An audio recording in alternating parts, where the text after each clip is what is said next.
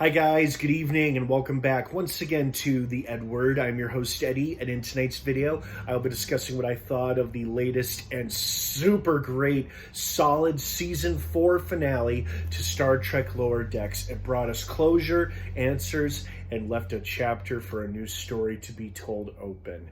Now, before I get into all of that, please be warned, this is a spoiler-filled review, so if you're not caught up on Star Trek Lower Decks by the latest and most recent episode, which is the season 4 finale, you do not want to keep watching or listening, as I will be discussing spoilers, plot details, character stuff, all that jazz. That being said, you have been warned. Let's dive right back into it.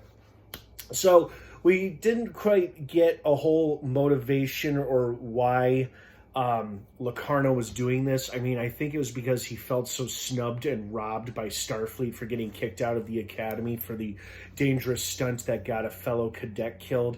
And of course, he got expelled for it. So I guess he was doing this to spite Starfleet, to start his own independent fleet, which consisted of all different races from across the quadrant, both enemy and ally alike.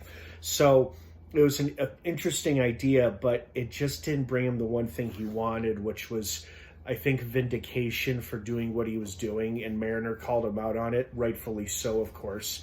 And then ironically, in the end, he ends up doing something that ends up becoming a good act, which is the Genesis device going off in a shuttle, killing him, of course, but creating a brand new planet that has part of his DNA ingrained into it. So now Starfleet can use it as a home base for refugees or something like that, which is a nice thought. So this was a very exciting episode. We got to see Mariner go up against this season's big bad, which was Locarno. We saw a funny flashback featuring young Wesley Crusher back at the Academy, back in the Next Generation days. And we also got to see revisit the Orion homeworld and see Tendy's sister again, voiced by, I believe, Alex Winter from Modern Family. I think that's who that was, who the voice was. Yeah, because that's who was credited the voice for the first time she appeared earlier this season. So it was a great episode, very fun, very exciting.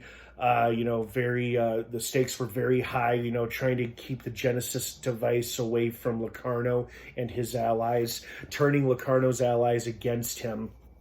And of course, rightfully putting the spiteful son of a bitch in his place, and then him dying as a result of the Genesis device, which of course required Latinum to deactivate the device because it's a Ferengi device. So I'm not surprised at all that's what happened. I'm like, well, there we go. His fate is sealed now. Next thing you know, it kaboom, so that's it.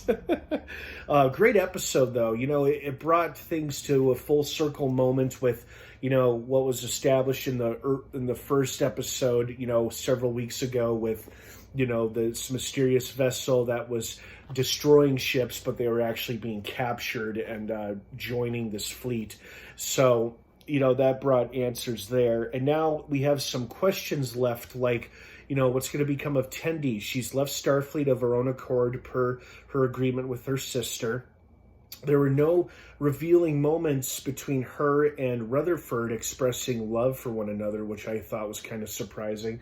I thought there might be a little hint that one would confess their feelings to the other, but I guess not yet. So, and it's not like she's dead or nothing. She died. She just left the Cerritos. But considering how Boimler left at the end of the first season and came back rather quickly in season 2, the likelihood of Tendi returning to the Cerritos in season 5, which we hopefully will still get, is probably pretty likely as well too. But in the meantime, this opens the doors for some new stories for, at least on Tendi's end of things, which is being an Orion space pirate, which sounds pretty cool. So we'll see what happens there. Like, will Tendi fall back into the ways of her people, or will she stick to her Starfleet beliefs and core values? Only time will tell, so we'll see if we get a fifth season or not. But overall, this was a very satisfying, very, very good season finale. It had excitement, it had high stakes, it had all sorts of characters It had a pretty satisfactory ending while leaving the door open for a new story and a new season. It had everything that you would want in a good season finale, at least I think, whether it's Star Trek or not. So I hope you guys enjoyed this episode as much as I did. What did you think of it? It wasn't particularly as funny as the previous episodes, but it didn't have to be super funny because it wasn't meant, I don't think it was meant to be laugh out loud hilarious. This one was more meant to be like a serious, kind of semi-serious, high-stakes Star Trek drama and action episode, which is fine with me because those are fantastic episodes. So I hope you guys liked this as much as I did. What did you think of it? Feel free to sound off down below in the comments section. Did you like it? Did you love it? Did you hate it? Let me know what you think. And of course, until next time, live long and prosper.